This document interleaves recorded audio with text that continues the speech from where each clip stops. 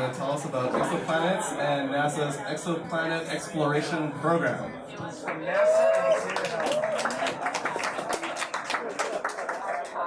Is this thing on?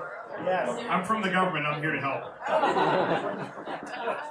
My name is Mamajek. I'm actually class of 1998 from Penn State. Back when I was here, I used to milk cows and make hay. Came across on a boat from England. It was fantastic. We celebrated the first Thanksgiving here. So. I'm part of the NASA Exoplanet Exploration Program. I just joined the Jet Propulsion Laboratory last year. What is the NASA Exoplanet Exploration Program? What's an exoplanet? Tell us what's an exoplanet. Planet around a star. Planet around another star. Okay, so you're used to the planets in our solar system: Mercury, Venus, Earth, Mars, and there's a few others. And it ends at Neptune. There's nothing past Neptune. And I can tell you about. Okay, there was Pluto for a while. So the NASA Exoplanet Exploration Program, our main goals are to discover planets around other stars, characterize their properties, and identify candidates that could harbor life. Okay, so this is a pretty far-reaching program. We're looking decades ahead into when we can actually discover planets, Earth-like planets around other stars, and measure their properties and try to determine whether there's life around them. So if you go to a really, really dark site, not State College, somewhere really far out of the city, if you look up, you'll see the Milky Way. We live in a galaxy of 400 billion stars. This is Cerro Tololo Observatory in Chile, a place I used to work at. If you go on a night where there's no moon, and the lights are all off, you can see your shadow on the walls of the observatory. All that light that's creating the shadow is actually the integrated light from all the stars in the galaxy. That is amazing. You walk around, you see your shadow, and you look up and all you see is stars. That is integrated starlight. And you think we've got 8 big planets around our own sun and thousands of little asteroids and things floating around. What if all those stars also had planets as well? This is a top-down view of the galaxy. We won't be getting anytime soon unless we invent warp drive. We live in a nice spiral galaxy. We live about right here in between 2 spiral arms, about 30,000 light years from the center. And the galaxy has 400 billion stars in it. If there's 5 or 10 planets for every one of those, we're talking about trillions of planets. There could be tens of trillions of moons orbiting on those planets. Okay, so this is just one galaxy in our universe. There's hundreds of billions of galaxies, okay? We need to start looking for planets right away. So I was told to put the summary up front. Here's my summary. This is the state of the galaxy. Okay, what do we know right now? I was an undergrad here 20 years ago. We could not have shown this slide 20 years ago. It's amazing all the progress we've made just in 2 decades.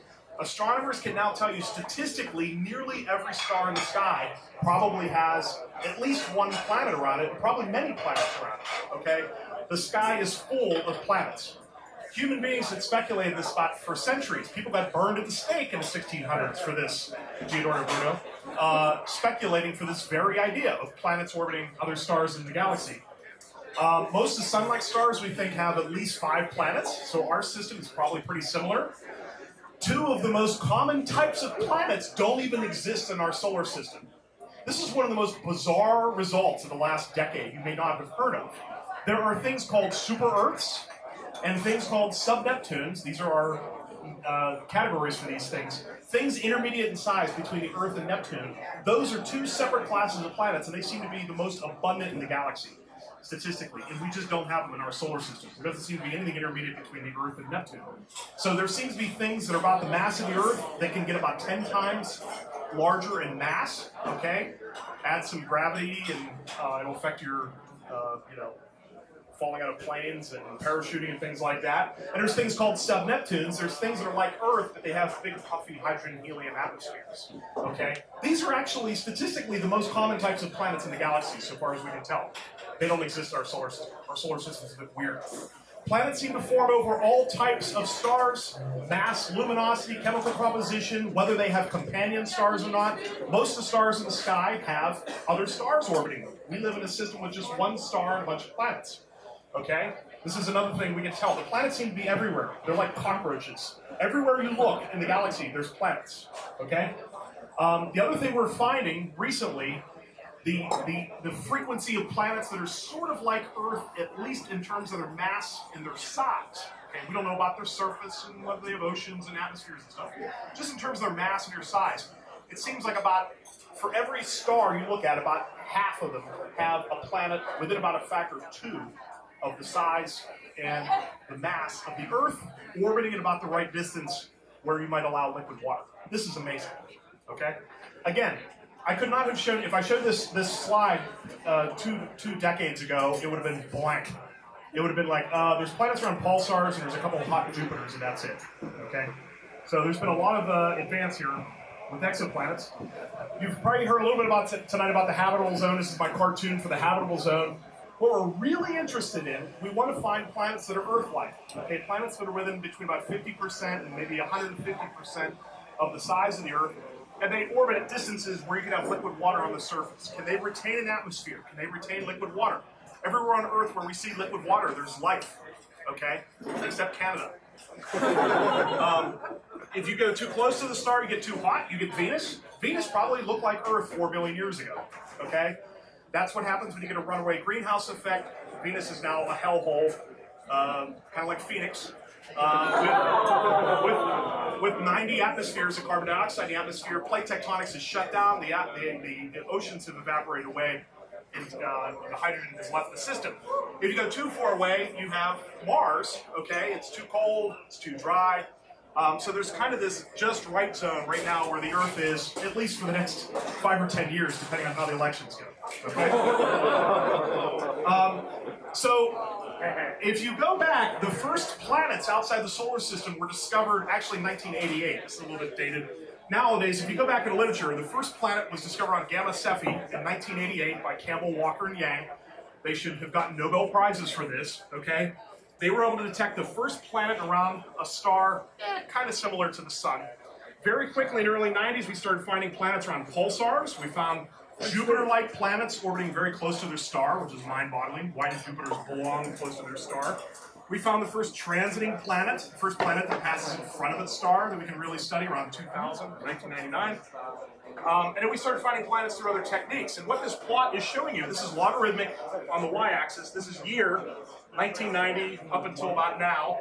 This is 1, 10, 100, and 1,000. The number of planets that we know outside the solar system is doubling about every 27 months. Okay? And I was initially skeptical of this. I wonder if this can survive. But actually, if you look at the missions that are being planned for the next 10 years, this should continue through the 2020s. We're going to have missions that are finding tens of thousands of planets around other stars. By 2030, we should know of well over 100,000 planets outside the solar system. We may get up to 1 million by the late 2030s. Okay? Now, the other thing to keep in mind, we're just starting to find planets that are kind of Earth-like in the habitable zones, in that kind of Goldilocks zone with respect to how much radiation they're getting from their star. Just the last few years, we've gone from 1 to about 24 planets that are within a factor of 2 of the size of the Earth and are getting about the right amount of radiation from their sun, okay? So we're going to start seeing more and more planets that are potentially Earth-like being discovered, okay? Well before we started discovering planets around other stars, we were looking at nebulae. This is the Orion Nebula. Beautiful. If you haven't seen it through binoculars or a telescope, even in State College, you should be able to see it. This is a Hubble Space Telescope image of the Orion Nebula. If you zoom in, this is actually a stellar nest. This is where stars are being born.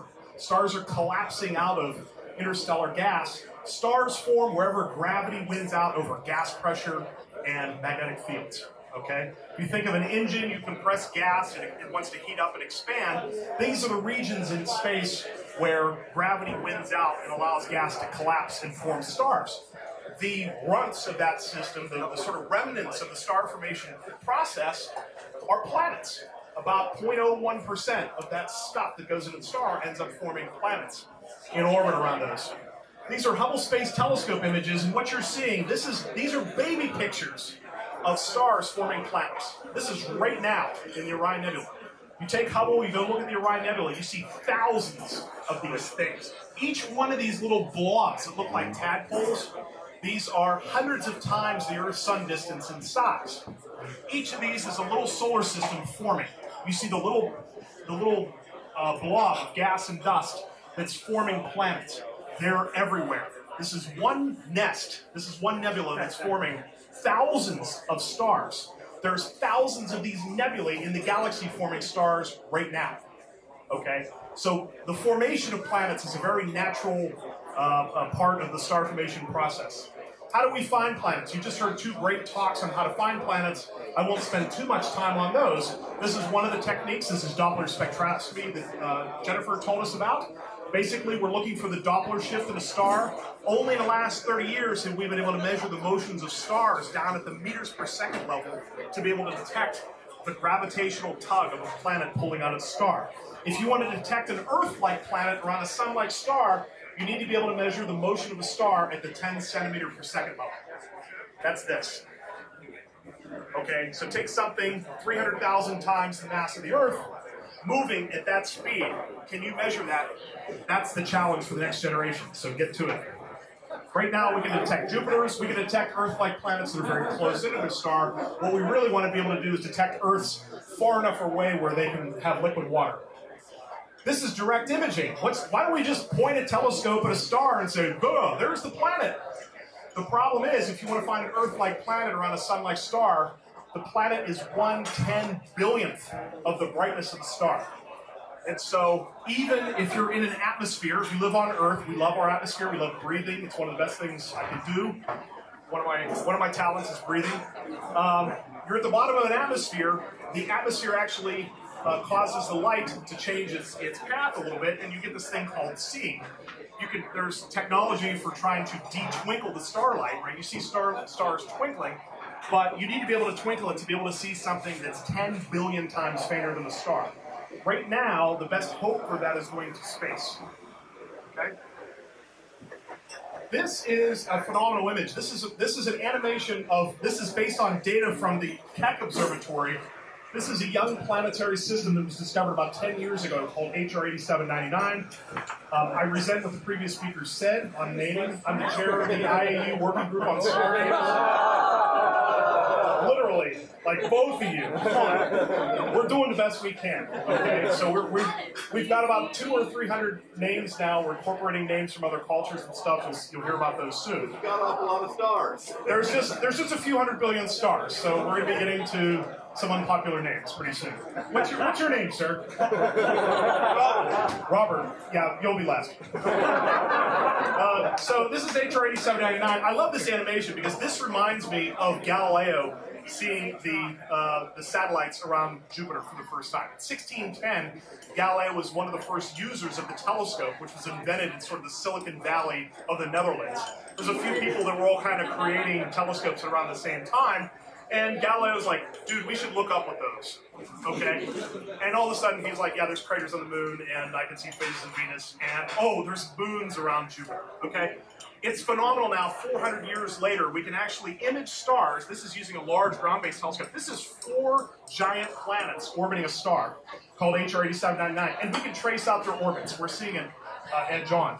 This is a sitting duck, technologically for us. These are very massive planets. They're far enough away from their star we can see the orbits. We want to be able to do this for Earth-like planets around nearby stars, and they're much, much fainter. They're factors of 10 fainter than these planets. One of the clever techniques we have is thanks to Einstein. Late in his career, Einstein had written a paper in the mid-1930s. He said, yes, this crazy general theory of relativity, we should be able to use stars to lens light, and maybe we'll detect the brightness in the amount of light we can see from something behind it. So here's our telescope. Here's something with mass. It could be a planet, it could be a star, doesn't matter what it is. And you have some background source. What happens when that thing passes in front of it? If you're looking at the sun in an eclipse, we're going to have one of the eclipses of the century here next week. Back in 1919, Eddington had showed that Einstein was right. The stars, if you look at the stars near the sun, when it goes into eclipse, they've actually moved in position by a couple arc seconds. That's if you're up close to the lens. What if you're thousands of light years from the lens? You actually see a bump in how much brightness you get. And guess what? If that thing being lensed has a little buddy, if it has a little companion, you get 2 peaks. Okay? So this is a technique called microlensing. It's been used the last 10 years. It's on a couple dozen planets very far away towards the center of our galaxy. We can actually study the planet populations towards the center of our galaxy with this technique. The W-FIRST mission I'll tell you about a little bit later. We're going to be using this to find thousands of planets. Statistically, we're going to know about the planet populations halfway across the galaxy, which is amazing. One of the other techniques that's been really, really successful the last 10 years is called transits. We just saw an animation of this. What happens when a planet passes in front of a star? You would think this is the first thing they would have looked for. The problem is, if you go back to the 1980s, we didn't have, CCDs were just coming online. People were using photographic plates, they were using other crazy detectors. Howard, what detectors were we using? It was like a clay tablet. Wait a minute. No, wait a minute. Okay, so, I mean, it was really tough to get measure the brightness of a star to this accuracy to be able to detect a planet passing in front. A Jupiter passing in front of a sun-like star produces a 1% signal. Okay, that's not that bad. You just got to look at a lot of stars. A planet like the Earth is about 1 part in 10,000. That's a lot harder. You need to go to space. Okay, so this is the transit method. You've probably seen this. This is the Kepler mission. Bill Barucki at NASA Ames, after 20-some years, finally convinced NASA to build a mission specifically to use that technique to find planets, and specifically planets in the habitable zones, try to push down to Earth-like planets in habitable zones of their stars. So Kepler launched in 2009. Kepler had a very long life. It's now transitioned in this extended mission called K2. It's lost some of its capability. It's still finding hundreds of planets. The Kepler mission has found over 3,000 confirmed planets and a couple thousand more candidates that are still being followed up. These are the first planets in the habitable zones of stars. Okay, so the last couple decades, these are the red dwarfs, the M dwarfs, these are the orange dwarfs, the K dwarfs, and these are the sun-like stars, our yellow so-called dwarf stars. Why are they dwarfs? Because they're giants. You didn't know it, but you're orbiting a G-dwarf star. Okay, that's what we call these yellow, middle-aged, normal hydrogen-burning stars. We only have one other candidate that's in the habitable zone of a G-star. Kepler has been finding lots of candidates among these cooler stars. It's just easier to find them because these cool stars are dimmer and the planets need to be closer in. They have a higher probability of passing in front of the star. Okay? So basically, the next 10 years, the story is going to be dominated by studying these planets in the habitable zones of these low-mass stars. And that's going to be our first crack at detecting these Earth-like planets. I'll talk about the technology we need to get to the Earth-like planets around those yellow stars, like the sun. This is one of the results from Kepler. It's a neat plot. This is the distribution of the types of planets that Kepler has been finding close into stars. Here's things about the size of Jupiter. Here's things about the size of Neptune and Uranus. Here's things about the size of Earth. You'll notice those are not the highest bars. Okay? The Kepler mission looked at 150,000 stars around the galaxy. It found a couple thousand confirmed planets, and this is what the distribution of the masses look like. And right now, things that are intermediate between the size of Earth and Neptune seem to be really, really common. Okay? And so there's things that are bigger than Earth. There's gigantic rocks that are 5 and 10 times the mass of the Earth. Probably have atmospheres similar to Earth. Maybe they got plate tectonics. Maybe they got oceans. And then there's things that are these mini Neptunes that are way more common than Uranus and Neptune in our system. They're just miniaturized versions. These look like they have big hydrogen-helium atmospheres. Okay? So this is one of the interesting results from Kepler. This is the so-called mission arc. This is what NASA, this is the NASA arc. What are we doing in the US? And some of these are in partnership with other space agencies. This is the ESA arc. ESA is the European Space Agency. We're going from Hubble. We first started designing Hubble, what, 1970, decadal? Launched in 1989? 90, okay. Spitzer was launched in 2003. Kepler was launched in 2009. TESS is going to be launched next spring. JWST, James Webb Space Telescope. This is the infrared big brother, so to speak, of Hubble. That's going to be launched end of 2018. The W-FIRST mission I'll talk a bit about here, that's going to be launched in the mid-2020s. And right now what's under study is what comes in the 2030s. The astronomers are getting together and literally planning what missions we're going to be launching probably around 2035. Why so far in the future? We're going to wait for the funding to arrive. Right now the funding that astrophysics gets is going towards missions that are already underway. And there's a lot of technology development that needs to take place. And that takes time. It takes years. Right now on the European side, we had Corot, which was finding super Earth-like planets, Gaia, right now is measuring the positions of stars very accurately. It's going to find tens of thousands of Jupiter-like planets around nearby stars from measuring the positions of stars in the sky. Chaos is going to launch in a few years, and Plato is going to launch in the mid-2020s. Both of these are transiting missions. The transiting technique has been very, very successful. Whoop, what we got? You probably heard of the TRAPPIST-1 system in the news. This was, you probably saw this in the news back in February. This is 7 planets. Their sizes are within 30% of the size of Earth. So it's not just a compact planetary system, it's 7 planets, not that different in size compared to Earth, which is remarkable. At least 3 of these roughly get about the right amount of radiation compared to the Earth. The problem is they're probably all tightly locked to their star. When you move this close into the star, the gravity of the star wants to force the rotation of the planet to be identical to the orbital period of the planet. So imagine one day you're on Earth and you move to the Galapagos, and the Earth started rotating at the same period that it took the Earth to go around the sun. You would just look up and see the sun all the time, okay? That starts evaporating atmospheres. It may not be conducive to habitability. So this may not be the best place to live. We just had a press release Friday on a paper we published on the age of the system. We tried as hard as we could. The best age we could get is about 7.5 plus or minus 2 billion years.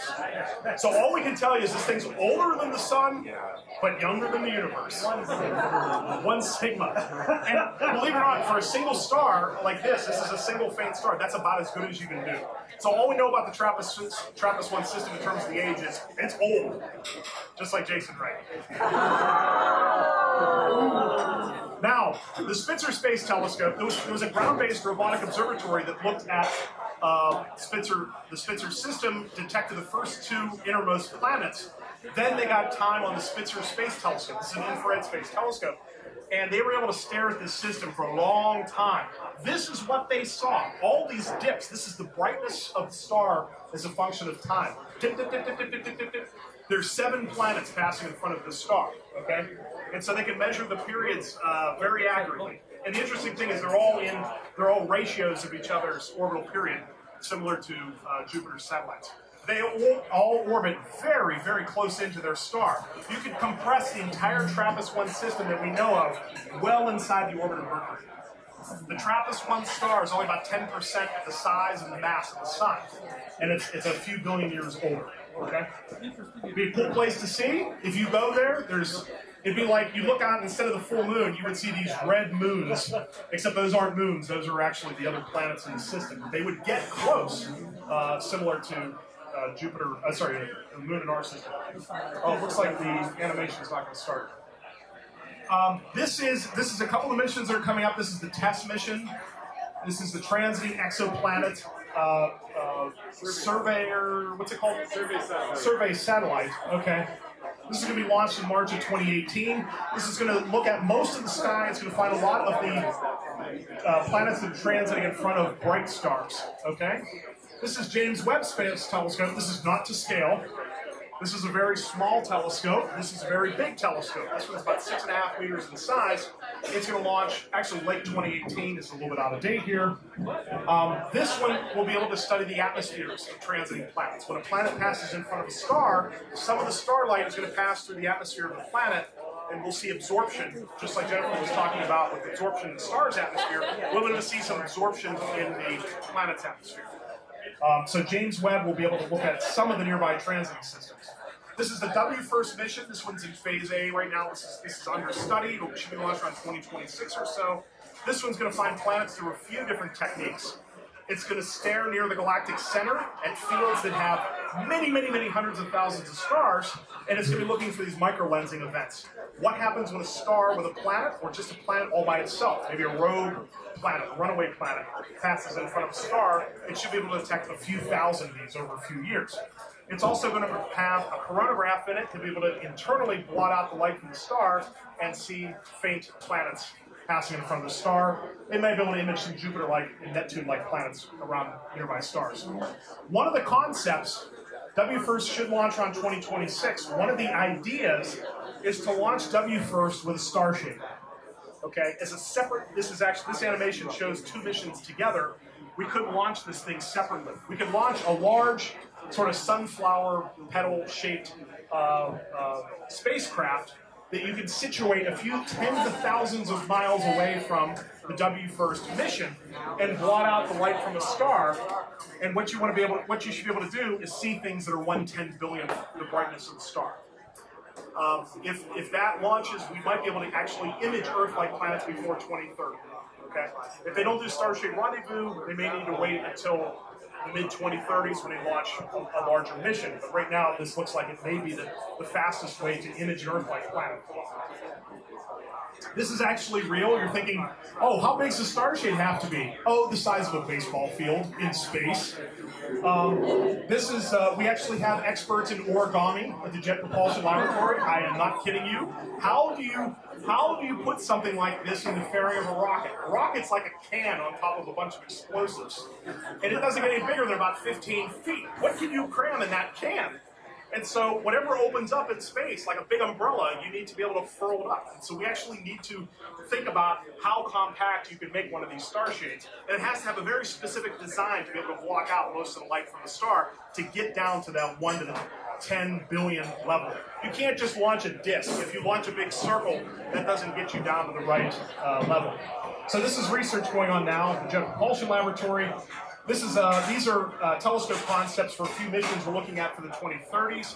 These may be looked over and discussed by the so-called 2020 Decadal Survey. One of them is the Habitable Exoplanet Imaging Mission, HABEX. This would be a telescope about 4 meters, launched with a separate star shade to be able to see the nearest, look at the nearest few dozen stars. This is LUVOIR, the Large Ultraviolet Optical Infrared Survey. This is sort of the successor to James Webb Space Telescope and the Hubble Space Telescope. We're talking about sort of a 9 to 15 meter telescope here. Huge, huge telescope. Looking at the ultraviolet, the optical, and the infrared, this might be able to look at hundreds of nearby stars and look for Earth-like planets. Instead of just eking out maybe half a dozen Earth-like planets, you might be able to get tens of Earth-like planets and see what happens as a function of the parameters of those planets. And also over here is the Origin Space Telescope. This is a large infrared space telescope concept that could be able to study the transit spectroscopy of planets that pass in front of their star and study their atmospheres in great detail and see whether there's things like oxygen and methane, ozone in their atmosphere. What would an Earth-like planet look like? We got to look at the spectrum. You need to take the light, you need to pass it through the equivalent of a prism, look at the wavelengths, and we're looking for the chemical signatures, okay? You probably know a lot of these chemical signatures, okay? The things that are retaining heat on Earth, those greenhouse gases, okay? Things like water, methane, CO2. Those are also the types of signatures you look at in the spectrum of a star orbiting, a planet orbiting another star.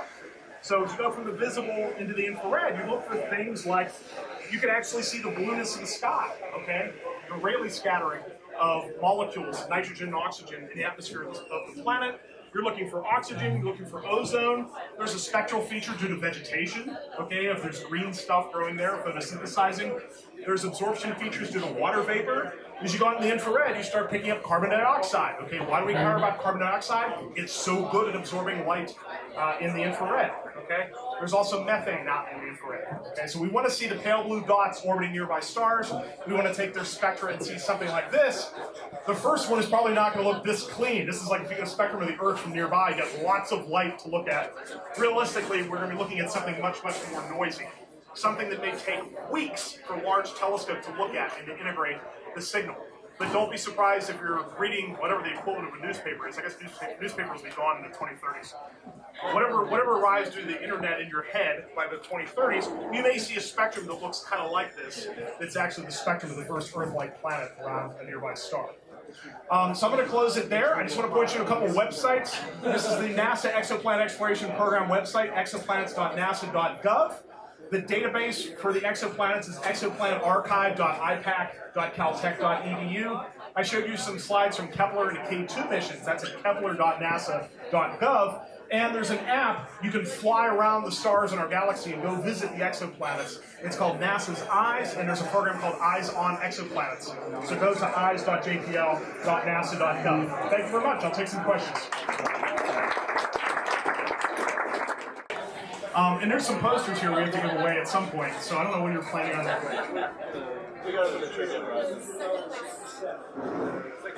Oh, I brought like 10 of them. Come on. Okay. If you want a poster, just go crowd that corner. So. Yep. Okay, so it's going to take me a second. So you said that Neptune, small Neptune planets and large Earth planets are much more common. Yeah. Is there any speculation that that's because of the density of our spiral band? We're a third generation star, and in other parts of the universe, our galaxy, there's a lot more, maybe fourth or fifth generation stars that's producing heavier elements and then depositing from the solar disk out heavier, larger planets. So right now that result seems to be, so the question was, boy, I'm trying to encapsulate it. You're asking about the sub-Neptune side of the planets. And I think the question was, do you see them around stars at different ages? What you're talking about in terms of generation, you're made of star stuff. Right. You're made of We're the stuff third. that was, well, it's not even third. It's, our sun formed 4.5 billion years ago. The galaxy is 9 billion years older than that. There's been untold supernovae going on. The galaxy, you think of the gas in the galaxy like soil. It just keeps building up with the metals that have come from the nucleosynthesis and the cores of stars. And so our sun formed when some gas in the galaxy collapsed at some point 4.5 billion years ago, probably with thousands of other stars. Our sun probably has siblings.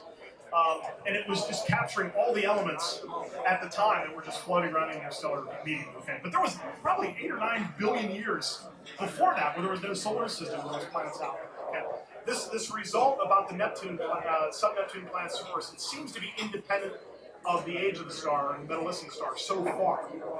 They're still building up statistics. We need to look at more stars of different ages. We need to look at more of them as a function of so-called metallicity. What's the total amount of metals we see in the star? So that is one of the active fields of research right now, is looking at the types of how the statistics of the planets change as a function of the stars. And there's a few interesting results. One is those hot Jupiters. There's about 1% of all stars have a Jupiter sitting very close to the star, further in than the orbit of Mercury. That's about 1%. Actually, Jason works on this. Is it 1%? Wake up, Jason. Hot Jupiters are 1% of sun-like stars, right? Oh, is it 0.1? Okay, my information's obsolete. They're more rare than I knew I was right. So, but that seems to be as a function of how much metals there were in the nebula that formed the star and the material around it. So the more metals you have, the more these close-in Jupiters that you form. That's a very clear pattern. But in terms of the things like the Neptunes, boy, they're seeing them in metal-poor stars, they're seeing them in metal-rich stars. Those Neptunes are everywhere. It's just for some reason in our solar system, we didn't form any sub-Neptunes or super-Earths that survived. There could have been ones that were gobbled up by the sun. There could have been ones that were ejected by Jupiter. We only see, the thing with planetary systems, you see the winners of the planet formation process. There could have been all kinds of losers that didn't make it. They either collided in other planets and made another planet a little bit bigger. They could have collided in a star. They could have been ejected out of the system. So it's one thing to keep in mind. We only see the remnants of the formation process. Any other questions? So that's it. Thank you very much.